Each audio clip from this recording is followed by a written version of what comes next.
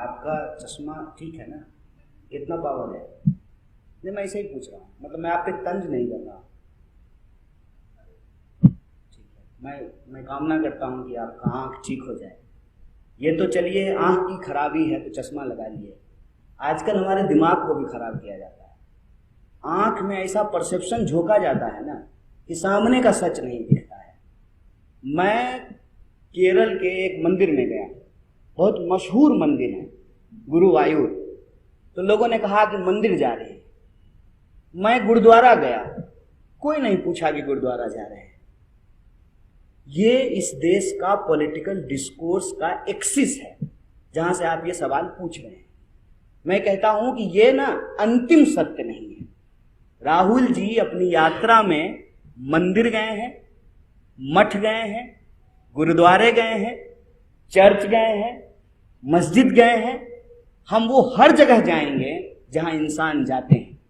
हम फैक्ट्री में भी जाएंगे, स्कूल में भी जाते हैं, कॉलेज में भी जाते हैं, खेतों में भी जाते हैं। हमारे लिए वो हर जगह पवित्र है जहां इंसान को शांति मिलती है, जहां इंसान को उनके जीवन जीने का तत्व प्राप्त होता है, खाने की चीज मिलती है, जीविकोपार्जन होता है। हमारे लिए वो हर चीज पवित्र है। एक यात्री के नजरिए से इस यात्रा को देखिए। हमारे लिए सड़क भी पवित्र है जिस पे हम रोज चलते हैं। ये जो नजरिया है ना, ये नजरिया हमारे दिमाग में फिट किया गया है कि हमको किसी के साथ जबरदस्ती, और मैं बार बार कहता हूं, हिंदुत्व ना कोई फेयर एंड लवली का क्रीम नहीं है कि सर्दी आएगी तुम होठ में अलग लगाएंगे और पाँव में अलग लगाएंगे। हिंदुत्व एक प्रॉपर आइडियोलॉजी है, एक पॉलिटिकल आइडियोलॉजी है। आप महाराष्ट्र के लोग हैं, यहीं सावरकर पैदा हुए, उसको ध्यान से पढ़ेंगे तो आपको पता चलेगा। जो आज व्हाट्सएप पे हिंदुत्व समझाया जा रहा है और जिस तरीके से सॉफ्ट और हार्ड का बताया जा रहा है, जहर जहर होता है साहब। सांप का बच्चा भी उतना ही जहर करता है जितना सांप का बूढ़ा जहर करता है। आपको यह समझना पड़ेगा कि कोई भी विचारधारा, और प्लीज हिंदू शब्द जोड़ करके जो है आप एक धर्म को बदनाम मत कीजिए। कोई भी विचारधारा किसी भी धर्म का नाम लेकर के, किसी भी धर्म के प्रतीक का इस्तेमाल करके अगर इंसान को आपस में लड़ाता है तो वह धार्मिक तो कतई नहीं है, क्योंकि धर्म का एकमात्र उद्देश्य है मानव मात्र की मुक्ति, मानव मात्र को आपस में लड़ाना नहीं। और यही बात तो मैंने अपनी इस प्रेस कॉन्फ्रेंस की शुरुआत में कही कि आप बताइए कि मुस्लिम लीग कह रही थी हिंदू मुसलमान साथ नहीं रह सकते, हिंदू महासभा कह रही थी कि हिंदू मुसलमान साथ में नहीं रह सकते हैं, दोनों मिलकर के सरकार कैसे बना लिए? इस आधार पे राजनीति करने वाले जो लोग हैं, दोनों का भाषण आप एक फ्रेम में सुनिए, आपको लगेगा कि ठीक बोले हैं प्रधानमंत्री जी, सिर्फ कपड़ों का ही फर्क है, जहर तो बराबर है। सिर्फ अटायर का ही डिफरेंस है ना, जहर तो बराबर है। जला तो इंसान को बराबर रहा है, बांट तो इंसान को बराबर रहा है। इसमें हमको नहीं फंसना है। देश में 45 साल में सबसे ज्यादा बेरोजगारी है, रोज हमारे पब्लिक सेक्टर को बेचा जा रहा है। आप LIC का देखिए कि LIC का कितना बड़ा शेयर अदानी के पास है और वो दुनिया का जो है सबसे अमीर व्यक्ति बनने वाला है। आपका धन है, आपकी संपत्ति है। LIC में किसका पैसा है? इस देश के आम लोगों का पैसा है।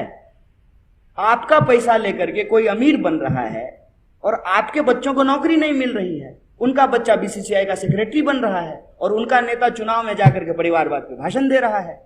इतना बड़ा ड्रामा चल रहा है आंख के सामने, अगर उसको हम नहीं देख पा रहे हैं मतलब परसेप्शन का चश्मा लगा हुआ है। I would like to request you, please remove it and try to see the truth. It is not about hard and soft.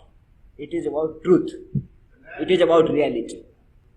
तो हमको ये याद रखना चाहिए कि इस यात्रा के ऊपर सबसे ज्यादा जो बीजेपी कीचड़ उछाल रही है, उसमें एक धब्बा जो लगाने का वो प्रयास बार बार कर रही है कि भारत तो पहले से जुड़ा हुआ है, भारत को कांग्रेस ने विभाजित किया।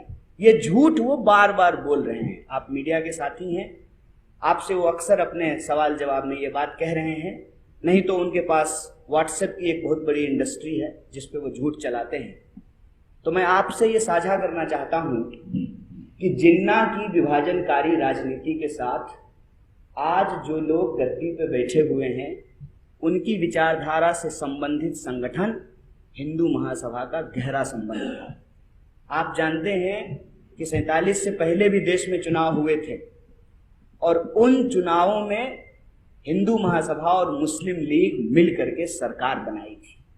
जबकि हकीकत क्या है, जिन्ना कहते थे कि हिंदू और मुसलमान साथ नहीं रह सकते, और दूसरी तरफ जो हिंदू महासभा के नेता थे वो कहते थे हिंदू और मुसलमान साथ नहीं रह सकते। इसी बंटवारे ने, इसी नफरत की राजनीति ने देश को एक बार विभाजित कर चुका है। और आज जब हम 2022 में भारत जोड़ो यात्रा निकाल रहे हैं तो हमारी सबसे बड़ी चिंता यही है कि जो देश जमीन से जुड़ा हुआ है, जो देश ज्योग्राफिकली जुड़ा हुआ है, वह देश इमोशनली भी जुड़ा रहे।